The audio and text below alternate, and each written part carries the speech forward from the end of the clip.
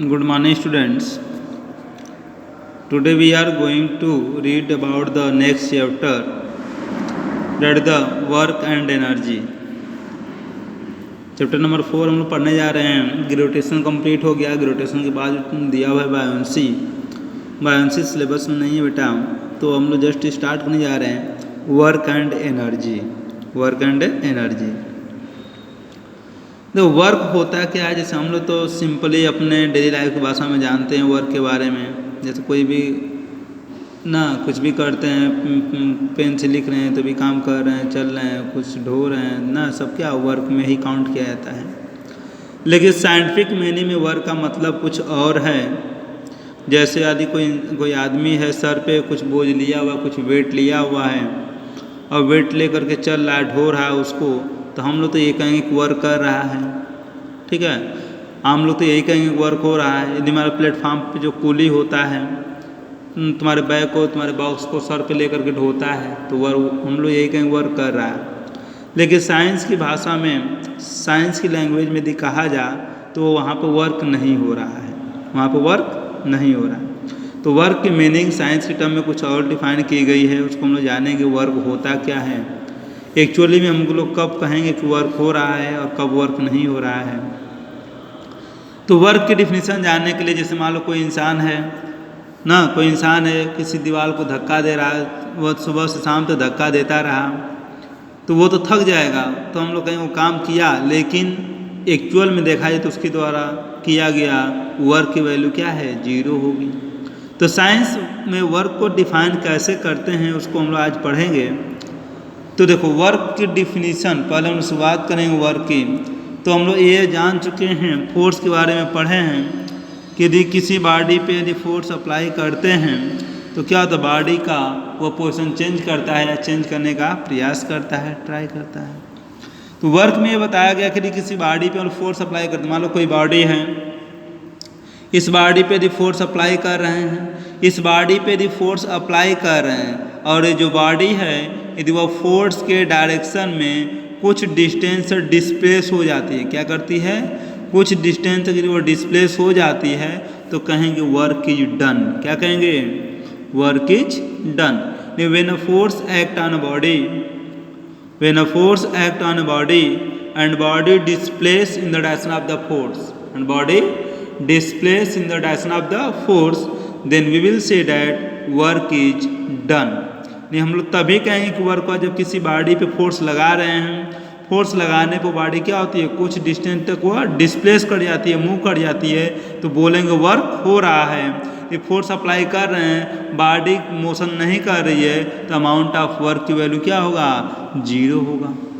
ठीक, तो when you will say work is done, when a force act on a body, when a force act on a body and body displace in the direction of the force, then we will say that work is done, work is done। तो पहला question बनता है कि हम लोग कब कहेंगे कि वर्क हो रहा है, तो कब कहेंगे, जब किसी बॉडी पे यदि फोर्स लगाया जा रहा है, बॉडी पे फोर्स लगाने पे यदि बॉडी फोर्स के डायरेक्शन में डिस्प्लेस हो रही है, मूव कर रही है, तो बोलेंगे क्या, उसका वर्क हो रहा है, work is done. And amount of work, that work done is equal to the product of applied force and displacement। ये करा कि जो वर्क डन होगा तो वर्क डन की जो वैल्यू होगी तो work done is equal to हो जाएगा क्या, force into displacement, force into displacement के इक्वल होगा, फोर्स इंटू डिस्प्लेसमेंट।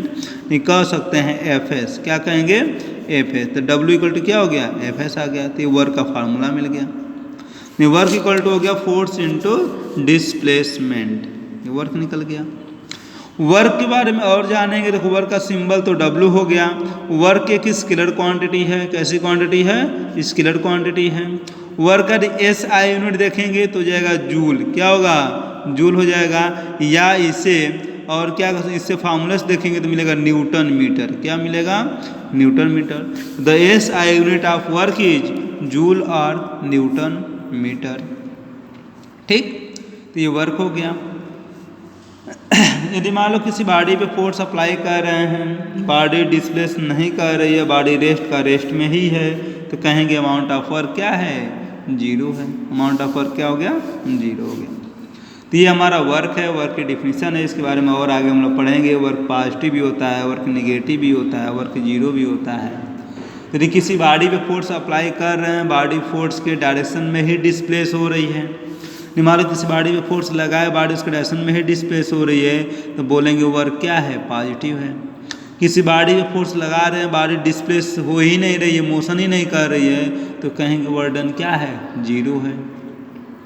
या किसी बॉडी पे फोर्स अप्लाई कर रहे हैं, अब बॉडी क्या हो रही है, उसके जस्ट अपोजिट में मोशन कर रही है, तो अमाउंट ऑफ वर्क डन की वैल्यू क्या होगा, जीरो होगा। यानी जब भी बॉडी से कोई बॉडी है, किसी बॉडी को हम लोग ऊपर की तरफ ऐसे फेंकते हैं, जब ऊपर फेंकेंगे तो हम लोग तो फेंके ऊपर, बॉडी ऊपर मोशन कर रही है, लेकिन इसमें जो ग्रेविटेशन फोर्स काम करता है वो किधर करता है, नीचे की तरफ काम करता है।